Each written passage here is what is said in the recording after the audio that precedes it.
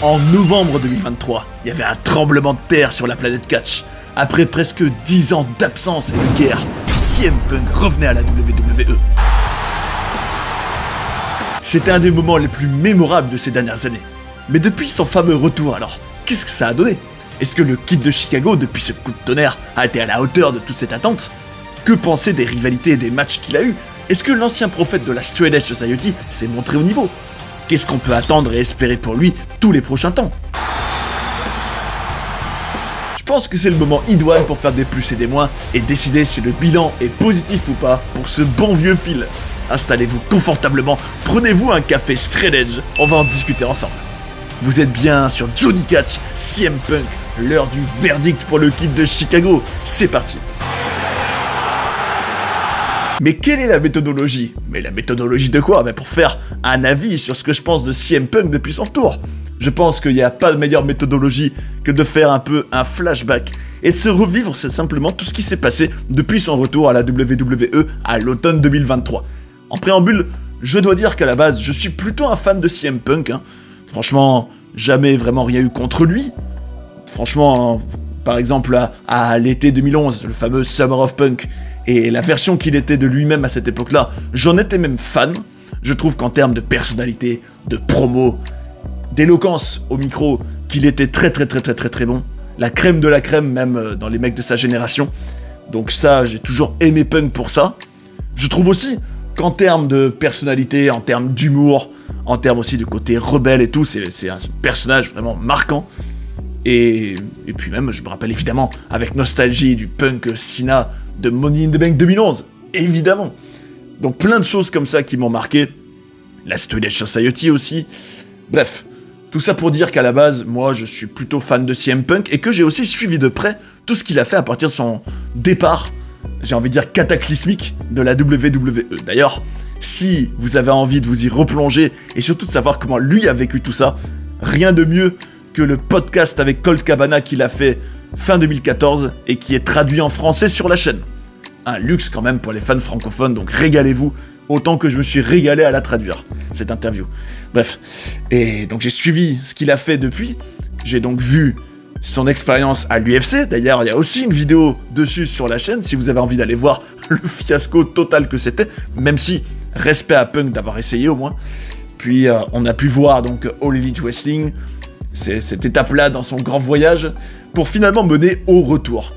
Et moi, je dois dire que les premières choses qui m'ont marqué, moi, à partir du moment donc, où il revient à la surprise générale, à la WWE, déjà j'étais quand même assez choqué qu'il revienne, après tout ce qu'il a dit sur la WWE, qu'il soit de retour. Mais bon, Vince McMahon n'était plus là, ça changeait quand même la donne. Et c'est vrai que même le moment, la réaction des fans, le chaos, enfin le moment vraiment chaotique que c'était, tu te dis, nom d'un chien, tout le monde est choqué, c'est un événement absolu, à Chicago. Enfin bon, c'était de la folie, ça c'était vraiment de la folie. Et ce qui m'a frappé, c'est que directement, on avait un peu des images prophétiques de ce qui allait suivre, avec un Seth Rollins qui le voyait au loin et qui lui faisait un doigt d'honneur. Donc on avait un Seth Rollins qui était vraiment pas fan de revoir CM Punk, et pareil pour Drew McIntyre qui était parti avant. Et donc tu te dis, quand tu sais que ces deux-là vont être ces rivaux marquants l'année suivante, c'est quand même assez symbolique. Comme quoi tout est quand même beaucoup basé sur de la vraie vie, parce qu'apparemment, les catcheurs dans le ring, de ce qu'on a pu apprendre, après ça vaut ce que ça vaut, c'est pas forcément vrai, c'est que des news et des spéculations quand même, mais bon, ça sort pas de nulle part, n'était pas au courant qu'il allait revenir. Donc c'était une réaction apparemment spontanée. Et bref, donc je me rappelle que ce qui m'avait marqué dans sa toute première promo à partir de son retour, c'est qu'il était pas là pour se faire des amis, mais là pour se faire de l'argent. Donc on se disait, CM Punk ne va pas faire l'hypocrite, il va pas faire le lèche-botte avec tout le monde, tant mieux, il sera fidèle à lui-même. Et j'étais plutôt content, même si un regret que j'avais eu à l'époque, et qui aurait été de l'excellent storytelling pour le coup, et qui sont passés à côté, comme souvent, la WWE, hélas, c'est qu'ils auraient très bien pu, dans le show, justement, où il allait faire sa première promo depuis son retour, ils auraient très bien pu, la WWE, demander à différentes superstars ce qu'ils pensaient du retour de CM Punk dans des interviews par exemple, et diffuser ça en vignette tout le long du show. Ça, je trouve que c'est un regret qu'ils aient pas fait ça. En gros, qu'on voit, Machin par exemple, il pense que c'est génial que CM Punk soit autour, Machin est dans tous ses états, Dommage, mais bon. Ce qui est... Bon, pour compenser ça, ce qui compense un peu, c'est qu'ils auront quand même à la place organisé des promos avec différents acteurs les semaines suivantes. Parce que... Alors déjà, j'étais quand même étonné que CM Punk ne soit pas toujours là toutes les semaines à partir du moment où il était revenu. Alors c'est là que j'ai compris qu'en fait CM Punk était maintenant devenu ce qu'il détestait jadis, à savoir un part-timer, hein, en fait. Un CM Punk qui n'est pas là tout le temps. Quand il est là, c'est un événement, il fait partie de ces stars qu'on met en avant pour promouvoir un show quand il est là. Mais on peut pas dire qu'il est là tout le temps. Mais bon, d'un autre côté, il a aussi mérité ce statut au fil du temps, il a fait des efforts. Mais bon, j'étais quand même un peu déçu. Mais bon, il aura quand même, donc dans les semaines qui suivront donc son retour, des promos qui étaient déjà très bonnes, je trouve, avec aussi bien Seth Rollins, qui venait un peu l'accueillir froidement à la WWE, et on posait déjà les bases de ce qui était censé être le match à WrestleMania 40 de CM Punk contre Seth Rollins. Il y avait aussi un échange avec Drew McIntyre qui était génial, très intéressant. Je me rappelle que il prenait la pose comme AJ Lee dans le coin du ring, c'était vraiment avec beaucoup d'esprit et de personnalité cette promo. Il y en avait aussi une très marquante avec Cody Rhodes. En gros, tout ça préparait le Royal Rumble en fait. Hein. Et donc, d'ailleurs, Cody Rhodes, ça te donnait très envie qu'il y ait une suite un jour parce que, pour enchaîner directement, Cody Rhodes, après cette promo qui était quand même assez marquante entre eux, où on faisait des références à All Elite Wrestling, que Cody Rhodes lui disait, en fait, je suis plus CM Punk que toi, vu ce que j'ai fait moi, ce que j'ai accompli. Tout ça menait à ce que Punk et Cody soient un peu les deux seuls prétendants sérieux à la victoire au Rumble de 2024. Mais c'est là qu'intervient la fameuse blessure de Punk. Alors, donc avec Drew, qui en sera le responsable, ce qui mènera donc à la rivalité entre eux, et au fait que Drew soit celui qui a enterré CM Punk et ses rêves de main event de WrestleMania, un Punk qui ensuite était très ému et forcément affecté de rater WrestleMania alors qu'il venait de revenir. Je me disais quand même à ce moment-là, quelle poisse pour lui, n'empêche. Et c'est fou, hein, comme ce main event de WrestleMania, ça le fuit. Hein. En tout cas, ce qui était bien avec CM Punk, c'est que malgré sa blessure, il a su quand même rester intéressant et divertissant, même en étant blessé. Exemple, je me rappelle, ça c'est pour moi un des highlights depuis le retour de CM Punk. Il y avait eu une promo en mars 2024 à Chicago avec Drew McIntyre et CM Punk et donc Seth Rollins, qui était super, qui était pleine de liberté. Un CM Punk qui disait à Drew McIntyre, qui c'est qui t'a dit que t'étais le Chosen One, hein? Qui c'est qui t'a dit ça? Pour ne pas nommer Vince McMahon en gros. Puis il était aussi dans le fameux, vous savez, le fameux kick-off de WrestleMania 40, la fameuse conférence de presse chaotique de la gifle de The Rock sur Cody et le heel turn de The Rock. Il était dans le panel d'analystes, si on peut l'appeler comme ça, qui était donc là pour présenter ce kick-off, et je trouve qu'il était très bon dans ce rôle-là pendant sa blessure. Un CM Punk en costard qui donne son avis avec son humour et sa personnalité, c'est toujours sympa.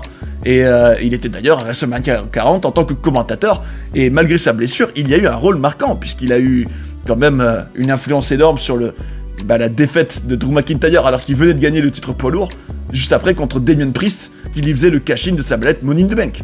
Et il était au commentateur, enfin il était au commentaire, et je regrette juste qu'il n'ait pas été arbitre, parce que les fans le réclamaient, et ça aurait été faisable puisqu'il était apparemment en état de le faire. Il avait même fait un compte de 3 dans le ring une fois. Dommage de ne pas l'avoir mis arbitre. Ça restera un regret par rapport à sa contribution au showcase des Immortels. Mais bon, ça ne l'a pas empêché derrière de finalement revenir de blessure et avoir avec Drew McIntyre ce qui est pour moi la meilleure rivalité de 2024. Et ça, c'est quand même un énorme plus que je fais dans le bilan de CM Punk depuis son retour à la WWE. C'est qu'en fait, tout ce que CM Punk a fait depuis, ça a toujours été de qualité en fait. Hein.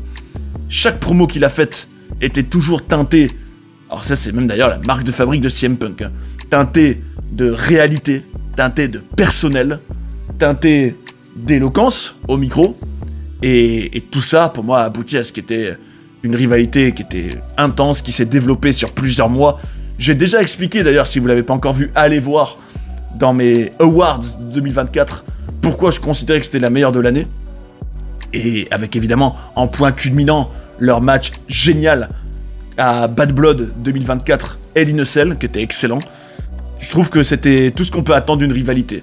Une histoire étirée et construite développé pendant un moment avant qu'on ait le premier match, avec aussi des attaques de l'un et de l'autre, deux hommes qui ont tous les deux une quête que l'un va pourrir, enfin l'un pourrit la quête de l'autre et inversement, ce qui est toujours génial quand c'est quelque chose de si personnel, des attaques, du sang, de la bagarre, de la tatane, des matchs, Drew qui se fait avoir par Punk quand il est sur le point d'être champion sur ses terres en Écosse, et tout ça avec aussi, évidemment, Rollins qui était quand même aussi impliqué, tout ça était de grande qualité. Après il disparaît un moment, et j'étais moi-même assez déçu que CM Punk, dans la foulée de Bad Blood, prenne une absence. Ça confirme ce que je disais juste avant, que un point négatif pour moi depuis son retour à la WWE, c'est qu'il n'est pas tout le temps là, CM Punk, hein, loin de là même. Il a eu des absences, il a eu sa blessure, même quand il est apte. Bon là, même s'il sortait quand même d'un match épique à Bad Blood où il avait bien mérité de se reposer un peu, mais malgré tout, on va dire le fan que je suis, qui aime être diverti par des segments de CM Punk, aimerait en voir très très très souvent. Ça c'est un peu un petit regret. Mais d'un autre côté, il revenait fort, et d'une manière totalement surprenante, que j'ai vraiment pas vu venir, en étant engagé par Paul Heyman pour venir aider l'OG Bloodline menée par Roman Reigns à War Games, dans la guerre contre la Bloodline de Solo Sikoa. Et il le faisait comme une faveur à Paul Heyman, qui est quand même un de ses grands amis, bien avant que Paul Heyman devienne le Special Counsel de Roman Reigns, et donc ça avait du sens, et surtout, il y avait cette idée de faveur que Paul Heyman devra lui rendre un jour, en échange de ce qu'il lui a fait pour War Games, et donc de collaborer avec Roman Reigns. Là, on se posait la question, est-ce que ça mènera bientôt à un Roman Reigns contre CM Punk, en sachant que CM Punk avait déjà call-out Roman Reigns dans une de ses toutes premières promos, en disant qu'il l'acknowledge, mais bon, ne pas oublier qui est l'OG Paul Heyman Guy. Donc tout ça très intéressant, hein, on se dit que ça peut mener à un match entre eux, qui est quand même digne de WrestleMania, hein, une affiche pareille. Surtout s'il y a Paul Heyman dans un arbitre spécial cette fois-ci. Bref. En tout cas, il était impliqué à War Games, un retour étonnant, et là où j'étais aussi moi-même encore une fois surpris, comme quoi ce run de CM Punk, ce premier run depuis son retour, m'a quand même souvent pris à contre-pied, c'est que moi je croyais que la rivalité contre Seth Rollins, elle arriverait pour WrestleMania. Et quand j'ai vu, à partir de l'après War Games à Survivor Series, que t'avais déjà donc Rollins et Punk qui se reparlaient dans le ring, et que ça devenait plus physique, et que clairement on sentait qu'on mettait en place le match, et qu'il a donc été annoncé officiellement pour le premier Raw sur Netflix le 6 janvier 2025, j'ai été pris à contre-pied parce que je me disais que non, ça arrivera plus tard. Punk va sûrement tenter de gagner le Rumble, et donc être un peu dans du remplissage jusqu'au Rumble, mais en fait non, enfin, en tout cas, on va voir la suite évidemment. Mais ce qui est certain, c'est que le timing de la rivalité de Rollins contre Rollins m'a quand même un peu surpris, mais tant mieux. Et tout ça me fait constater quoi? Tout ça me fait constater qu'il y a franchement presque que de la qualité dans tout ce qu'a fait CM Punk depuis son retour. Des bonnes promos, peu de rivalité, mais des bonnes rivalités. Drew, et puis toute celle de Rollins qui est encore, en gros, pas à ses débuts, mais en tout cas, elle suit son cours. Et en tout cas, à la fin de l'année 2024. Et donc peu de rivalité, certes, quand même de la storyline, de l'action, du chaos, de l'imprévisible. Et finalement, CM Punk aura réussi à être clairement une garantie de divertissement, une garantie de choses intéressantes à l'écran à chaque fois qu'il est apparu, hein, et c'est pas le cas de tout le monde, hein, c'est pas le cas de tout le monde. CM Punk, finalement, ce qu'on peut vraiment voir avec lui, c'est que, déjà, quand il a un micro, ça ne déçoit jamais. Je me rappelle par exemple, dans le build-up du match Hell in a Cell contre Drew, il avait eu une promo très très très intense et sérieuse, où il parlait, donc c'était lui, seul sur le ring. Je me disais, CM Punk fait partie de ces grandes stars, hein, mine de rien, aujourd'hui en tout cas, à la WWE, qui peut sans problème, sans avoir besoin que quelqu'un l'interrompe, te porter une promo et te captiver, tellement c'est un bon parleur. Et ça, c'est pour moi la plus grande force de Punk. Je trouve aussi que quelque chose qui s'est nettement amélioré depuis qu'il est revenu à la WWE, et c'est même largement une amélioration par rapport à son run à All Elite Wrestling, c'est que je trouve que son look est devenu au fil du temps le meilleur de sa carrière. Je trouve que CM Punk a développé de la carrure, musculairement parlant, Je trouve que capillairement parlant, il est revenu à un cheveu donc coiffé vers l'arrière, plus long, qui rappelle comment il était en 2011, qui pour moi est son âge d'or absolu, quand il fait la pipe bombe évidemment. Donc ça me fait plaisir. Je pense aussi qu'il est à son meilleur niveau de sa carrière en termes de promo, c'est vrai. Bah en même temps, il a pris de l'âge, il a pris de l'expérience, il a encore plus de choses à dire, il a toujours autant d'esprit et de piquant, de tranchant dans ce qu'il dit. Donc franchement, sur tout ça, c'est un sans faute. Je me rends compte aussi dans mon bilan que je fais de lui qu'il n'a pas besoin forcément de titre. Hein. Je me dis, là par exemple, depuis qu'il est revenu, il a certes parfois, entre le Rumble et même ce qu'il disait parfois, était à la poursuite de titres. Mais finalement, la rivalité avec Drew le montre, et celle avec Rollins aussi, il n'y a pas besoin de titre en jeu, tellement ça peut être personnel et intense avec ses adversaires. CM Punk est quelqu'un qui peut te raconter des histoires et des choses divertissantes sans du tout avoir de titre en jeu. Et ça, encore une fois, ça montre bien qu'il a vraiment un statut particulier, Punk. Ça, c'est vraiment le propre des stars. Hein. Par exemple, je pense que dans la compagnie, à la WWE début 2025, il n'y a que lui, Roman Reigns, The Rock, John Cena, Randy Orton. Pour moi, en tout cas, à mes yeux, à l'instant T, qui peuvent, comme lui, ne pas avoir besoin de titre pour rester intéressant et que, voilà, même s'il n'y a pas de titre en jeu, tu veux regarder ce qu'ils font. Et c'est pas le cas de tout le monde. Par exemple, un Cody Rhodes, je trouve, mais bon, peut-être qu'il va réussir à progresser de plus en plus. Je pense qu'un Cody Rhodes, quand il n'est pas dans quelque chose lié au titre, lui, c'est pas du must-see television, comme on dit. En gros, des segments, des scènes, des matchs que tu ne veux surtout pas manquer. Là, c'est pas la preuve en 2023, alors après, chacun a son avis, bien sûr. Moi, par exemple, 2023, quand Cody Rhodes n'était pas, en gros, dans des choses liées, que ce soit le Rumble ou directement un match contre Roman Reigns, qui n'était pas lié du tout au title picture, je m'en fichais un peu. Et pourtant, j'ai rien contre lui, je l'aime bien, lui, l'être humain, Cody Rhodes.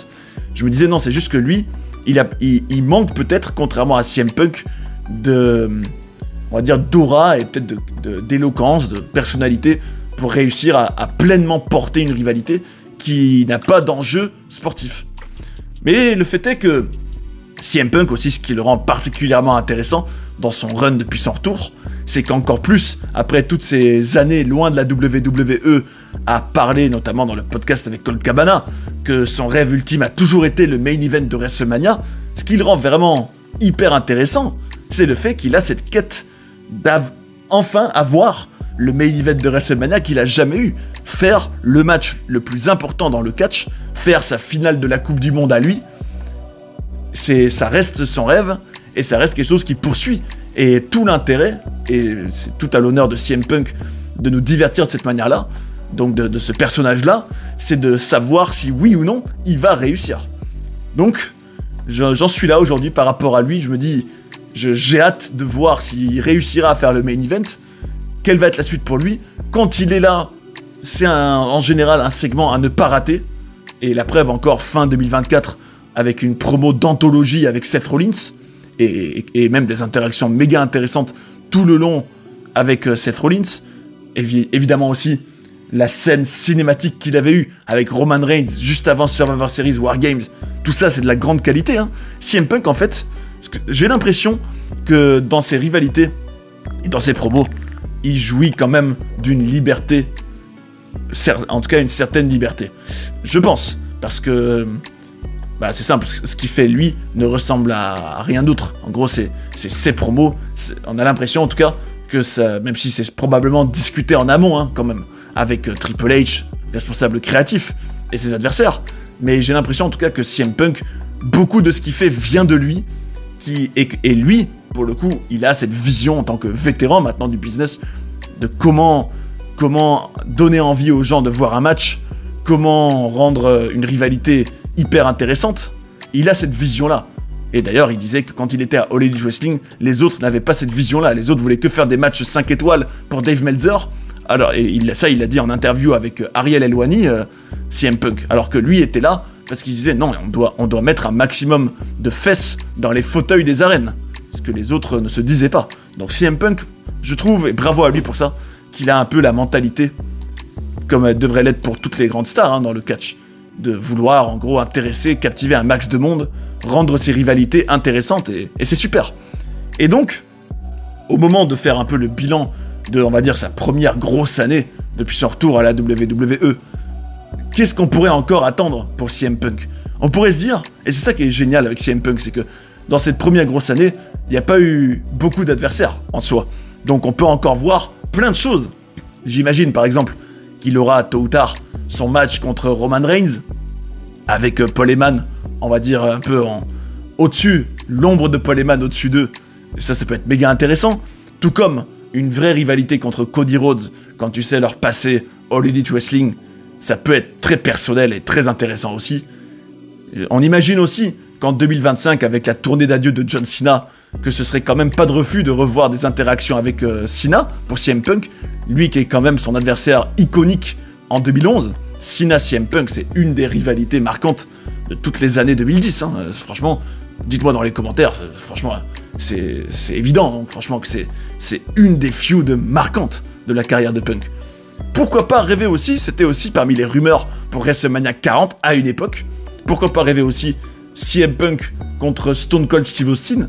N'oublions pas qu'Austin a catché en 2022 et que peut-être en trouvant un peu une manière safe de le faire pour Stone Cold, qui n'est plus vraiment en état physiquement, il y a quand même moyen de faire ce dream match, hein, qui est quand même, on va dire, dans les petits papiers depuis plus de 10 ans. Après, on peut aussi rêver, ça d'ailleurs personnellement, je trouve que c'était sa meilleure rivalité à All Elite Wrestling, celle contre MJF, bien sûr. MJF contre CM Punk, version WWE, après l'incroyable rivalité qu'ils avaient eue, personnelle, sanglante, intense à l'AEW, je signerais en tout cas pour un match, enfin en tout cas une rivalité nouvelle fois contre MJF. Et tout ça me fait aussi aller vers des idées un peu plus créatives. Je me dis pourquoi pas aussi profiter de la présence de CM Punk à la WWE pour faire des angles. Et ça serait un peu un clin d'œil à 2001. Alors ça, ceux qui ont vu à l'époque ou qui connaissent cet angle-là, ça va les faire rigoler. Bon, peut-être un peu rire jaune, parce que c'est pas non plus la meilleure storyline de tous les temps. Mais pouvez-vous seulement imaginer faire une storyline de l'invasion 2.0 avec plein d'anciens de l'AEW qui veulent prendre le contrôle de la WWE et qui veulent, de l'intérieur, détruire la compagnie? Ce serait pas fou, sérieux? Ça, pour le coup, ce serait original. Hein. Et pourquoi j'imagine ça? Parce que, imaginez si MJF revenait à la WWE. Tu pourrais déjà faire un clan avec Punk, Cody Rhodes et MJF, et voire même Jade Cargill, pour un peu apporter la touche féminine, d'anciens d'All Elite Wrestling, qui sont tous maintenant à la WWE, et qui veulent prendre le contrôle, ou alors détruire cette compagnie de l'intérieur. Et faire... Bon, ça impliquerait aussi que l'AEW finisse par couler et soit peut-être racheté par la WWE, ou alors qu'il y ait plein d'autres anciens AEW qui viennent. En gros, qu'il y ait une invasion des mecs de l'AEW à la WWE, donc Punk, serait vraiment le leader. Ah ça franchement, ça pourrait être sacrément créatif et marrant. Et de l'autre côté, peut-être que le camp WWE serait mené par Triple H et que ça aboutirait à un CM Punk contre un représentant de Triple H, puisque lui ne peut plus catcher. Mais en gros, franchement, il y a des trucs créatifs à faire, en tout cas, ça c'est sûr, avec CM Punk. Et puis évidemment, quelle est l'affiche ultime? Le match qui... Franchement, je pense pas qu'il aura lieu un jour. Mais en termes, en tout cas, d'histoire, ce serait le plus chargé de tous pour CM Punk. Est-ce que vous avez deviné duquel je parle? Quelle serait l'affiche la plus personnelle et la plus nourrie de réalité pour CM Punk? Alors non, pas Vince McMahon, mais non. Mais justement, si vous avez écouté le podcast de 2014, traduit en français sur la chaîne, vous l'aurez deviné. Quoique non, je pourrais dire deux mecs en fait. Là, je viens d'y repenser en direct. Non, il y a deux mecs en réalité. Il y a deux mecs avec qui il pourrait vraiment avoir la feud la plus personnelle, la plus symbolique et la plus réaliste de tous. Et beaucoup plus que toutes celles que j'ai citées. Numéro 1, Colt Cabana, qui est l'homme qu'il a interviewé en 2014 dans son célèbre podcast. Mais entre-temps, les deux hommes sont en guerre. Des sombres histoires d'argent entre les deux hommes. Et donc, eux qui ne s'apprécient plus, bah là, franchement, la situation est idoine pour créer une rivalité géniale entre les deux. Un Colt Cabana qui aurait peut-être la haine de ouf contre CM Punk et qui ferait tout pour lui pourrir la vie. Et donc ce vécu entre eux qui referait surface, ce serait génial. Et puis, numéro 2, c'est vrai que comment parler du podcast de CM Punk 2014 sans penser à Ryback. Ryback contre CM Punk, quand tu sais que il est l'homme qui donc lui avait fait le fameux Gorilla Press, qu'il avait fait tomber de tout son poids sur le béton, et que tu sais que CM Punk lui avait demandé en coulisses, soit t'as fait exprès, soit dis-moi que t'es complètement débile. Et il a dit, je suis complètement débile. Et ça, c'était drôle en soi. Mais c'est vrai que CM Punk, il déteste Ryback, et que Ryback déteste CM Punk. Donc, voir un Punk Ryback... Bon, faudrait que Ryback revienne à la WWE, ce qui est vraiment pas près d'arriver, puisqu'il est vraiment sur la liste noire de la WWE.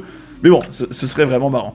Enfin bref, voilà en gros toutes les attentes et les possibilités que moi j'ai, personnellement, par rapport à Punk. Dites-moi dans les commentaires lesquels vous avez. Qu'est-ce que vous aimeriez voir avec CM Punk maintenant que sa première grosse année à la WWE est passée? Qu'est-ce que vous avez pensé aussi de ce qu'il a fait jusqu'à présent? Est-ce que le bilan est positif pour vous? Moi en tout cas, c'est plus, avec peut-être 1 ou 2 moins. Mais dans l'ensemble, c'est quand même plus. Mais le meilleur est à venir encore, j'espère. Car, merci pour tous ceux qui commentent. Merci à tous ceux qui like. N'hésitez pas à le faire. Ça aide la chaîne. Ça me fait plaisir de vous lire toujours. Foncez le faire, n'hésitez pas. Et puis j'en profite pour vous annoncer que le 10 février, vous aurez envie d'être au rendez-vous pour une vidéo qui va sortir. Parce que si vous êtes intéressé par CM Punk, et notamment ses promos exceptionnels, qui sont parfois à la limite de la réalité avec la fiction, ou à un point où on se demande en regardant si c'est prévu, si c'est... En gros, comment il peut aller aussi loin. Ça fait évidemment penser à ces fois où des catcheurs, à l'image de CM Punk, sont peut-être sortis du script. En gros, de ce qu'ils étaient censés dire dans une promo, s'ils ont respecté ce qu'on leur a demandé de dire, ou s'ils sont allés plus loin et qu'ils ont, on va dire... m'a manqué de respect aux limites qu'on leur avait fixées. Vidéo sur ça, le 10 février. Donc je vous invite à être au rendez-vous, parce que les sorties de script, c'est toujours intéressant à étudier, et ça concerne même des très grands noms, comme The Rock, John Cena, CM Punk, donc je vous invite à être au rendez-vous. Et espérons donc que la deuxième année de CM Punk, après son retour à la WWE, soit encore meilleure que la première. D'ailleurs, si vous avez envie de découvrir des documentaires sur des personnages incroyables ou d'apprendre plein de coulisses et de controverses de la WWE, j'ai tout ce qu'il vous faut ici. J'espère que vous avez passé un bon moment devant cette vidéo et je vous invite à rester sur Johnny Catch pour en voir d'autres. A tout de suite.